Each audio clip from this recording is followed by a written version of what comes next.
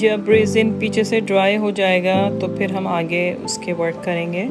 दोबारा से रेजिन का मिक्सचर बनाया, उसको कोन में फिल किया और मुझे जहाँ जहाँ ग्लिटर लगाना था वहाँ मैंने वो रेजिन डाला और उसके ऊपर मैंने नाइफ़ से, पैलेट नाइफ़ से जो है ग्लिटर डाल दिया था। और जब ये रेजिन ड्राई हो जाएगी अगले दिन इसका सारा